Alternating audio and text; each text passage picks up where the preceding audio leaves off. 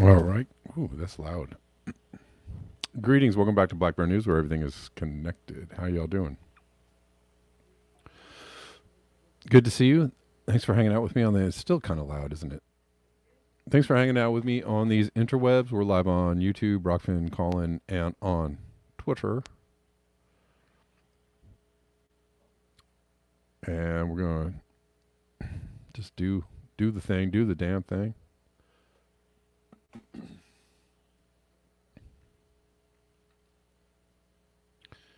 And usual,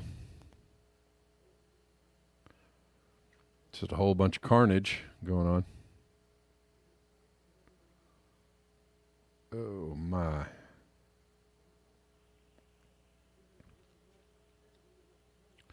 Whole bunch of carnage.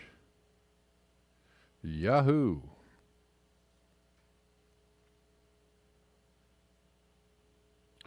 What are some of the things, some of the headlines, or some of the takeaways from the headlines we're seeing today? The role of U.S. military power in keeping the world safe for capitalist fossil fuel extraction can't be overstated. The U.S. military is the world's largest institutional greenhouse gas emitter and single largest institutional consumer of oil. From an article headlined U.S. and U.K. militaries owe combined $111 billion in climate reparations. The militaries. 111 billion. That seems kind of small, doesn't it? Only 111. What is the annual defense budget? Close to $1 trillion, but they only owe $111 billion. That's close to $1 trillion a year. But the price tag for the damage they've done is only 1/8 of that, 1/10 of that, 1/9 of that.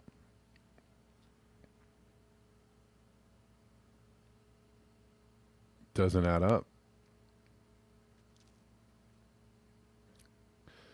Sky News reports that the U.S. has moved a submarine capable of launching a nuke into the region as a threat to Iran. Gotta let them know. We're coming with the big guns. Holding Biden accountable says if gun dealers are responsible for crimes committed with their firearms, then arms dealers are responsible for war crimes committed with their bombs.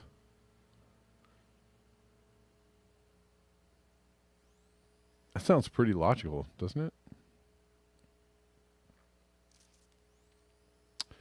Poppy sent me this. Hungry for royalties, Texas is awarding offshore leases to oil and gas companies to bury carbon dioxide beneath the sea floor.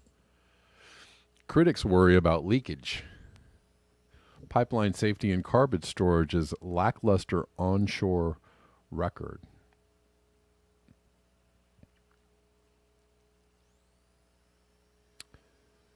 Lee Camp says the U.S. military is acting as an arm of the Israeli military. The Pentagon confirmed they're flying drones over Gaza. Drones over Gaza. Bombs over Baghdad. Drones over Gaza. Sounds good. Sounds like a good record title. Feeding intelligence to Israel. The Pentagon is flying drones over Gaza, feeding intelligence to Israel. Many of the bombs Israel is dropping are made and funded by the U.S., of course. We're going to loan them some money so they can buy weapons from us. That's handy, isn't it? We're going to extend a loan to you guys. The terms of the loan are that you buy the weapons from us. Sounds pretty good. Here's another headline. Demand for unvaxxed sperm is skyrocketing.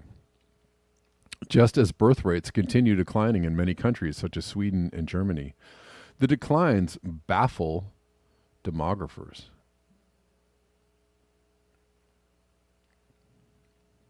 There is apparently a huge increase in uh, oh, what's the word I'm looking for? Infertility, I guess. Lower birth rates. Roger Hallam says the situation is not that new oil exploration is going ahead as Gaza is subject to genocide. It is that new oil exploration guarantees that many more Gaza-type genocides will happen in the coming decades.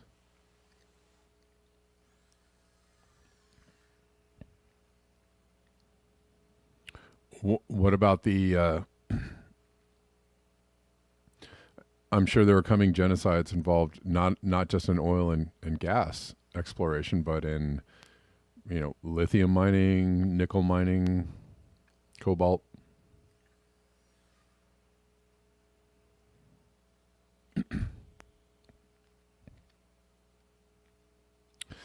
Paul Beckwith says decent people around the world are seeing over 10,000 people exterminated in Gaza, including over 4,000 babies by Israel. We are all traumatized and are now radicalized against Zionism and the Israeli state. Good on you, Paul Beckwith,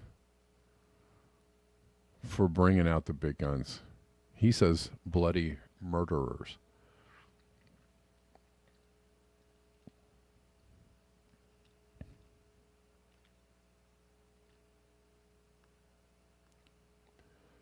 And we may look at this. We'll probably stop right here and look at this for a little while. Antarctica, latest research, Doomsday Glacier ice shelf will be gone in 5 years. The Doomsday Glacier ice shelf. Doomsday. Doomsday.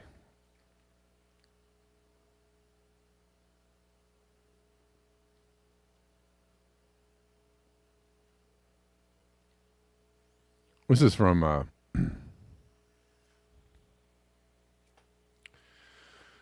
David. Dave, just have a think.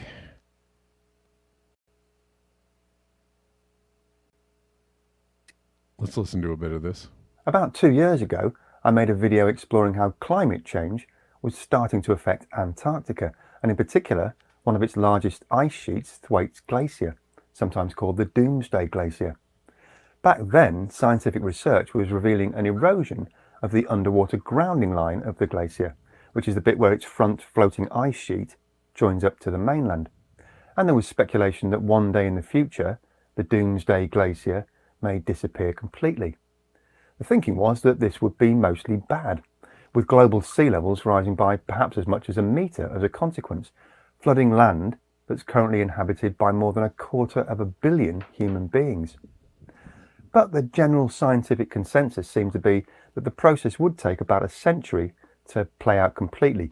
So if you were a true optimist, you might have been forgiven for thinking that those affected coastal areas had a bit of time to make the relevant adaptations and geographical relocations over the coming decades. Which is why the latest data, published in December 2021 by the International Thwaites Glacier Collaboration, or ITGC, is so unnerving.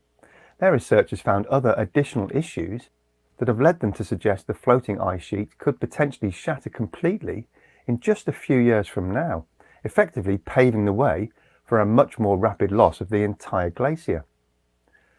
So are these researchers overplaying their hand, or do coastal real estate teams around the world need to start seriously reviewing their property sale prices?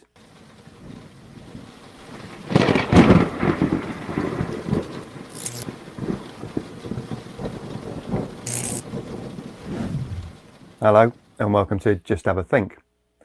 Antarctica really is a very big place indeed. To give an idea of scale, you could easily fit the lower 48 states of America within its boundaries. And of course it's covered in ice. In fact, it's covered in the largest ice sheet on the planet. It's about 1 mile or 1,600 meters thick on average, and it contains no less than 70% of all the fresh water on Earth. If all of it suddenly melted into the sea, then global sea levels would rise by more than 60 meters. Thankfully, that's not going to happen anytime soon, but our rapidly changing climate is nevertheless having a severe impact on Antarctic stability. You see, underneath all that ice, Antarctica is really two separate entities. The East Antarctic ice sheet sits on top of solid bedrock, and has been incredibly stable for eons. Some of the ice has been there for millions of years. But West Antarctica is a series of islands that dip below the waterline. That means the ice sheet over here is perched relatively precariously between land and sea. And it's in this part of the continent that we find some of the largest glaciers in the world, including Thwaites Glacier, which is the size of Florida, or the UK if you prefer. Back in the Antarctic summer of 2020, an unprecedented high temperature of 20.75 degrees Celsius was recorded at a monitoring station on Seymour Island. And it's around that same time that the ITGC carried out the research I mentioned earlier, using a submersible called IceFin to dive 600 meters down below Thwaites Glacier to the grounding line, where they discovered that the water temperature was roughly 2 degrees Celsius above freezing. That was causing the underside of the glacier to melt more quickly than normal, which in turn was pushing the grounding line further backwards. The leading edges of Antarctic glaciers build up over time and project forward away from the landmass to create quite precarious ice shelves, and the grounding line is the point where those ice shelves cling onto the mainland. It's completely normal for erosion at the top and bottom of the glacier to cause large lumps to periodically shear off into the sea. It's all part of the natural cycle of glacial renewal. It generally happens extremely slowly, and the volume of ice lost is roughly balanced out by fresh snowfalls on the land, which over many years gradually build the glaciers back up again. But 2 years ago, the researchers found that a warming Pacific Ocean was shifting the wind patterns in the air streams above Antarctica, which in turn was causing a flow of relatively warm water to come into contact with the edge of the continental shelf. The difference in temperature was only 2 or 3 degrees Celsius, but on a scale as vast as this, the consequences were becoming very significant indeed. And as larger and larger sections drop off the front of the glacier, they leave behind thicker and thicker sections of shelf. Gravity acts on these sections with the effect that they get pushed forward more quickly. So the more the glacier melts, say the scientific researchers, the faster the ice within the glacier is likely to flow out. The prediction back in 2020 was that Thwaites Glacier could start disappearing in the coming decades, and that there was a possibility it might all have gone within a century or so. The vast glaciers in this region act like corks in a bottle, keeping all the ice behind them in place. So when the glaciers go, then there's not much stopping the movement of mainland ice towards the ocean. So we can probably say that any reduction in the overall size of Thwaites Glacier is not ideal, and losing it all by the end of the century is probably something that all nations with coastal cities should be planning for. But the ITGC have continued exploring and studying this so-called Doomsday Glacier over the past 2 years, and it seems like the more they find out, the more unsettling the information becomes. In December 2021, they published further findings from their ongoing research. The more they F around, the more they find out. Which they summarised during this online press conference. And it wasn't a particularly comforting message. Erin Pettit, glaciologist and associate professor at Oregon State University, described 2 further drivers for the collapse of this front section of the glacier, which is a 50-kilometre long floating ice shelf running from the grounding line out to what they call a pinning point on what is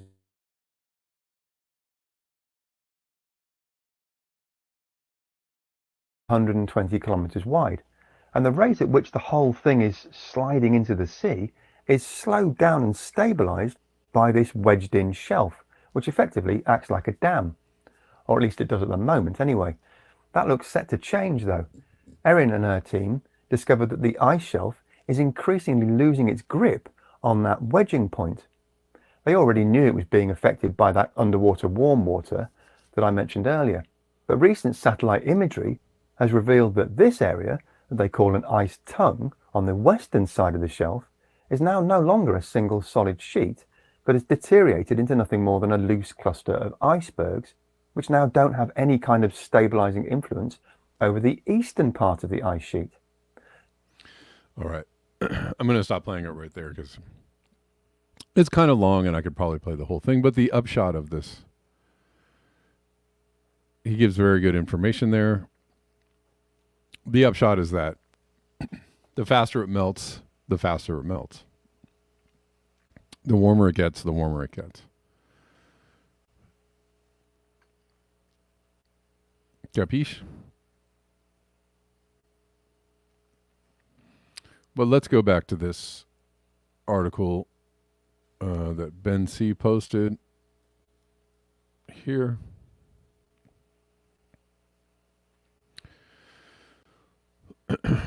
And I don't know why. This is from November 6th. I don't know why he's getting it from the Wayback Machine. It's a little odd to me.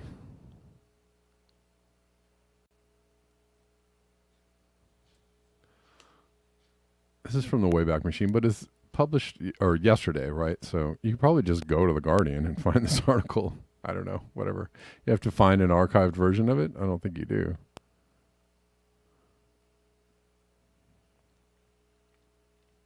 It's a recent article. Anyways.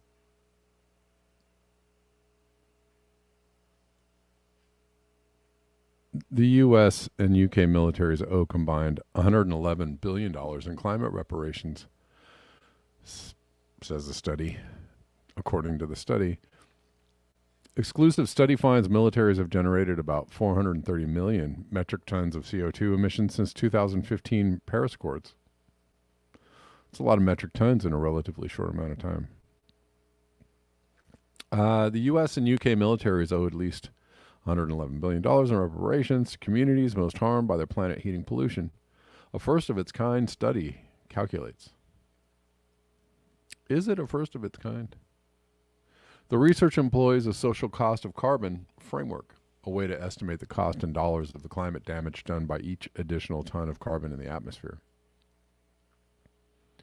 The environmental costs of maintaining the global military reach of the U.S. and U.K. armed forces are astonishing, said Patrick Bigger, research director of the Climate and Community Project and co-author of the report. According to the report, which was published by the UK-based think tank Commonwealth and the US-based Climate and Community Project, the two militaries have generated at least 430 million metric tons, of carbon dioxide equivalent since the 2015 United Nations Paris Climate Agreement. That's more than the total greenhouse gas emissions produced by the UK last year.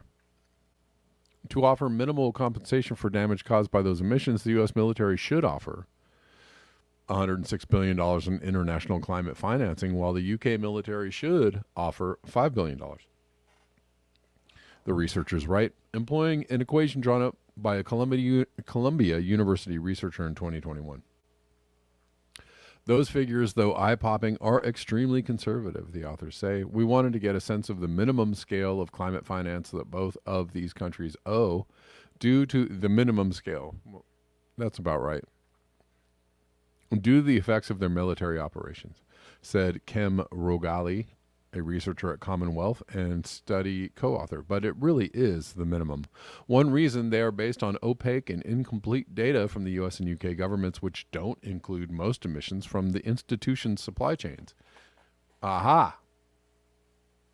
The figures omit data from 2017 and 2018, when the UK military failed to report its emissions estimates, and from 2022, which the U.S. has not yet released. They also fail to account for certain climate impacts of military activity, such as the unique climate warming properties of jet fuel, among other issues.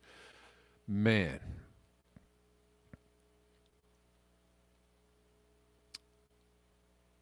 When they say minimum, they mean absolute minimum.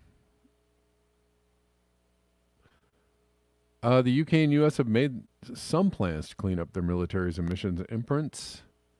The environmental impact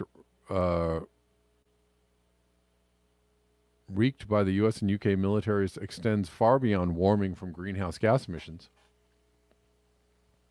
The researchers say, yes, the social cost of carbon doesn't account for the health impacts to communities near military activity, from Bikini Atoll to in the Marshall Islands, where nuclear testing in the 40s and 50s led to severe environmental damage, to Vieques, Puerto Rico, where decades of U.S. Navy chemical pollution significantly increased the risks of cardiovascular and respiratory disease for locals.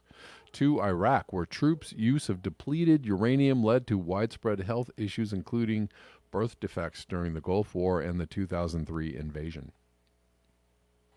These two militaries have about 900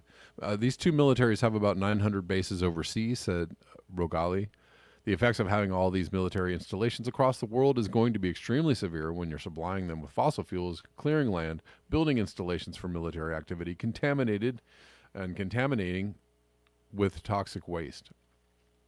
Besav Sen, Climate Policy Project Director at the Institute for Policy Studies think tank who reviewed the report, said the research is crucial. We can't account for our emissions without accounting for military-industrial complex.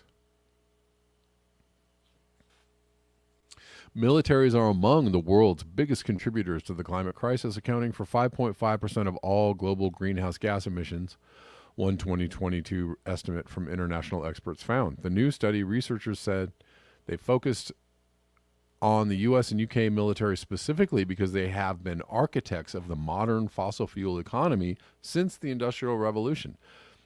The country where the Industrial Revolution started was Britain, said Sen. It was built on capital, free labor, and land that they got by colonizing people around the global south. The U.S., meanwhile, has become the successor state to Britain by becoming the world's top imperial superpower, said Sen. The role of U.S. military power in keeping the world safe for capitalist fossil fuel extraction can't be overstated. The U.S. military is the world's largest institutional greenhouse gas emitter and the single largest institutional consumer of fossil fuel, according to 2 separate 2019 studies. Military emissions have been exempted from international climate agreements since 1997, when the U.S. successfully lobbied to keep overseas military activity out of the Kyoto Protocol. During the Paris talks in 2015, leaders technically removed the exemption but made military emissions reporting optional. So tell me again how this is a big ruse and a scam, since they're working so hard to hide their emissions, hide their impact, or hide their culpability in the destruction of the planet. But they also, that's a really great thing that they highlighted, not just emissions. It's not just about emissions, right? It's about all the other impacts that the military, when we can extend this to, right, military activity in particular is damaging and destructive, right? It's particularly damaging and destructive for sure. But, you know, you can extend that onto the activity of production, you know, producing things, industrial production, human activity, right? All of it. All of it is poisonous and detrimental to nature. Pretty much all of it. I can't think of like many activities that are not destructive to nature in some way, shape, or form at this point in time, right? It's just that the militaries are particularly damaging and destructive. They take it up a notch. They take it up a notch. They take it to 11. That's what they do. And again, if this thing wasn't a real thing, why would they work so hard to disguise what they're doing? Why would they work so hard to shut people up who are trying to expose what they're doing? It doesn't make a lot of sense. If climate change was a hoax, or if, environmental destruction was a hoax, you wouldn't work so hard at trying to hide what you're doing. And it's obvious that it is not a hoax. It is real. Environmental destruction is happening everywhere, and it's, not limited to emissions, but not limited to microplastics, and not limited to mining the seabed, and not limited to mining lithium. Like, it's all poison. I've said that before. It's all poison.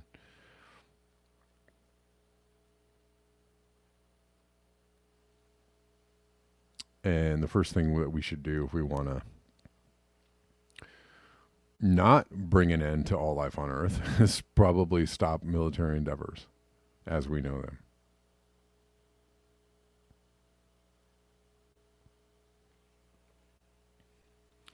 Yeah, creative experiments. Oliver Stone should watch the Nuclear Soldier documentary, Veterans Who Were at Ground Zero During the Nuclear Test Blast. Man, I don't know what is going on in the world, but I hear more and more people saying like, "We need nuclear. We're going to save the planet. We need nuclear." Even Brett Weinstein on the podcast I was talking about yesterday with Chris Martinson. He was talking about fusion, something that doesn't exist yet. Talking about fusion, he's like, well, if we could just get it together and get the fusion energy going, then it would be great. But he did concede. Bless his big brain. He did concede. He's like, well, if fusion energy were possible, it would solve a lot of our problems, but probably it would end up being used in the way that we use all energy now, which is destructively. So I did appreciate that he said that. He's like, well, fusion energy could be the future, but the way in which we, organize ourselves on the planet probably won't bring about good things from fusion energy. So, but anyways, there seems to be this new push for nuclear, this new idea that nuclear energy is the way to go. And man, oh man, it seems to be a fashionable idea. And man, is that one of the worst trends I've seen in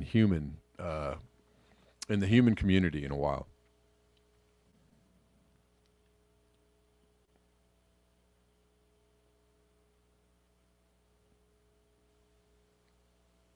Let's see.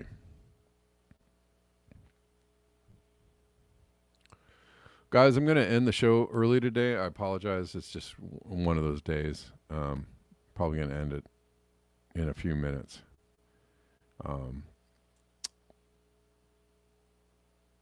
But it's a day that I have to kind of take off early. Let's listen to this from Sky News about U.S. moving a submarine capable of launching a nuke into the region as a threat to Iran. Can we get sound here? Move announced that the U.S. military yesterday, in a pretty unusual move, announced that one of their nuclear-capable submarines is operating now in the region. The Ohio-class submarines are capable of launching ballistic missiles with nuclear warheads. There are also several that are able to launch precision-guided cruise missiles, so not nuclear ones. It's not clear which type of the submarine is actually operating in the region, but it's significant that the US has decided to announce that it's there, because usually the submarine operations and where they are is a secret. And that's obviously a message to Iran, to Hezbollah, not to escalate, because that could draw the US into this war. Well, the US... Well, I'm certain that's going to make things safer. So, bravo, U.S. military, for ringing in the nukes, for bringing a nuke to a gunfight, to a knife fight. I don't know. I think I messed that one up. They brought a nuke to a knife fight. I don't know.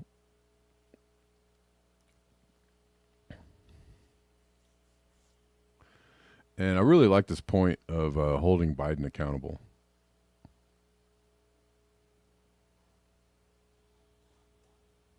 Oh, no, this is not it. Sorry. Let's get it right.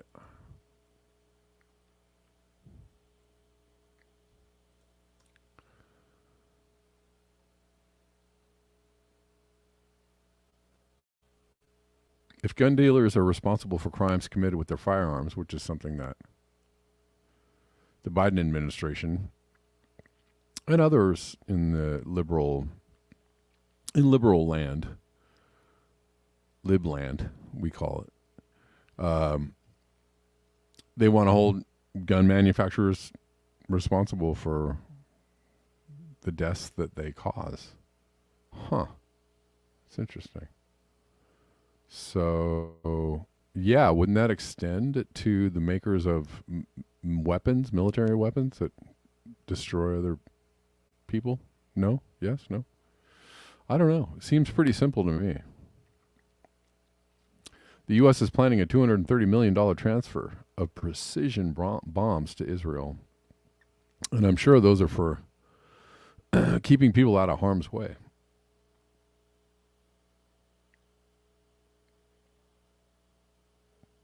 Real quick before I go, guys, if you like the show being here every day, and I really do appreciate, and I do need y'all's help to keep bringing this show to you, because when people contribute to the show, it allows me to carve out a little bit of time out of my day every day to bring you the show.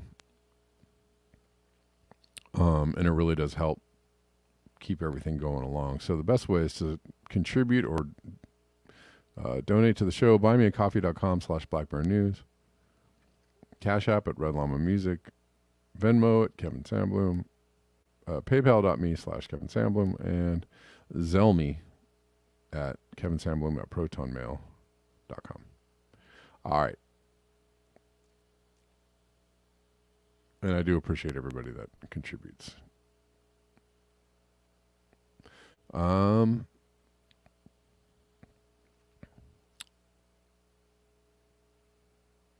we'll look at this to end the show. I actually wanted to get to this earlier, but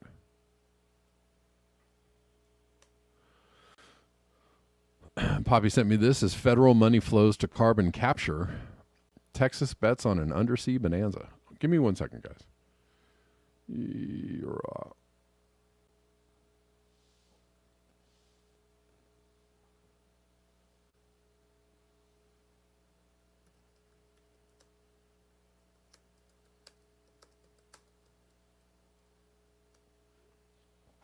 Okay. Hungry for royalties, the state is awarding offshore leases to oil and gas companies to buy carbon dioxide beneath the sea floor.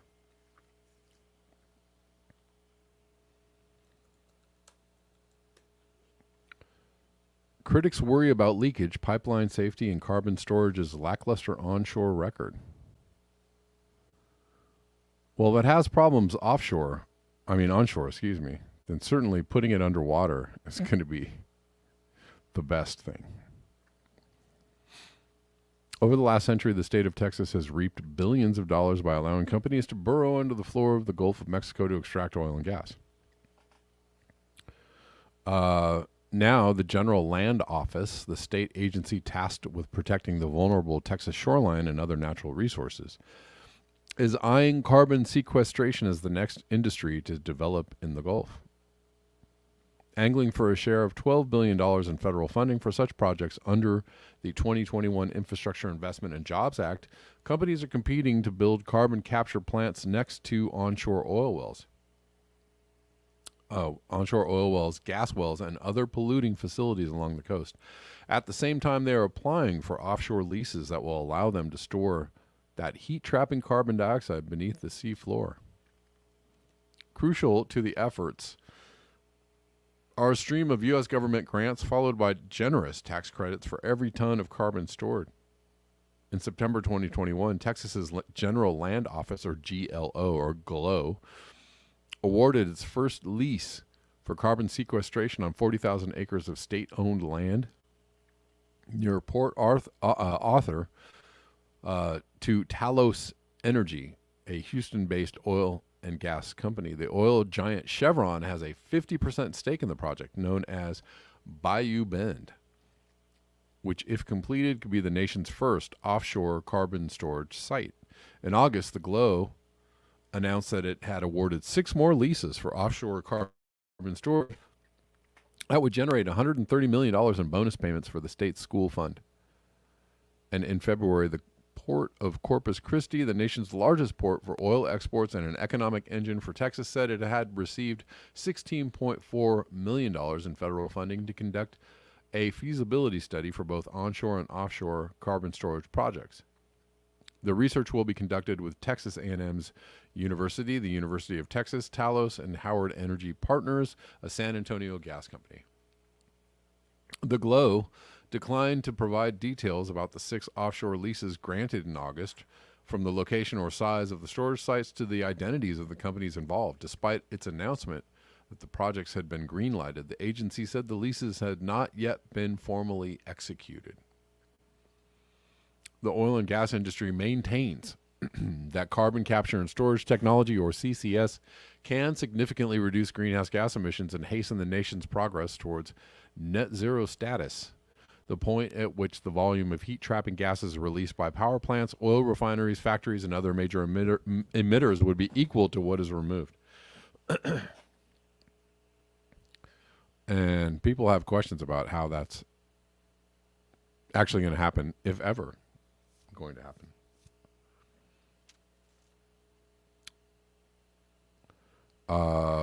Environmentalists and scientists argue that CCS does not live up to those claims.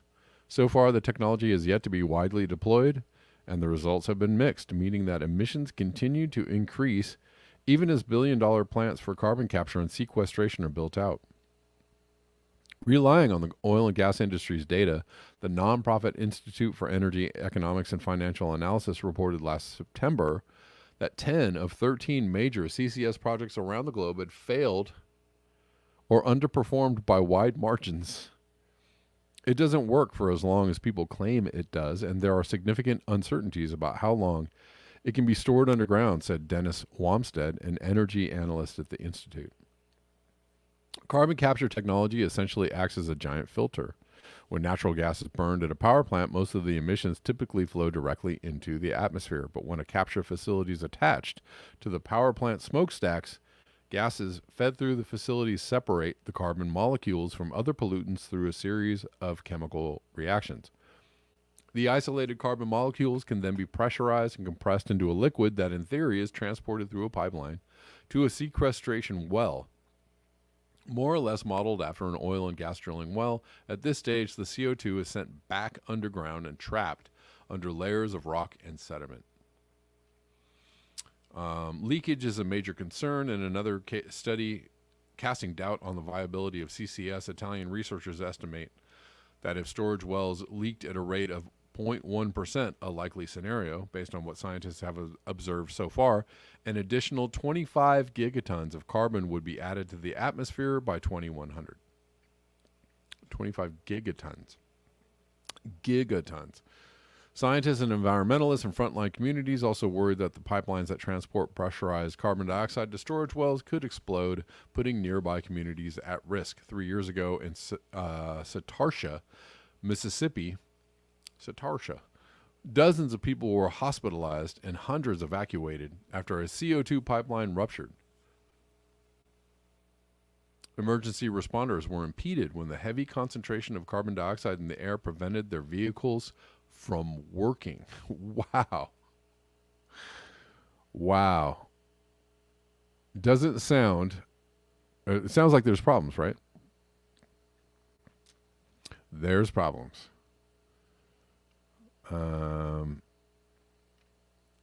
With this whole technology, as there are with lots of technologies, right? Problematic, one might say. All right, guys. I'm gonna have to take off. Drageye on Rockfin said, if one is sincerely concerned about the habitability, that's how it said, of Earth, first order of business ought to be ending all military endeavors worldwide. I agree with you. Sir, I agree with you. Thanks so much for your eyes, your ears, and your conscience. Thanks for tuning in every day, people. I will see you tomorrow at the regular time of 12 p.m. Pacific Daylight Time.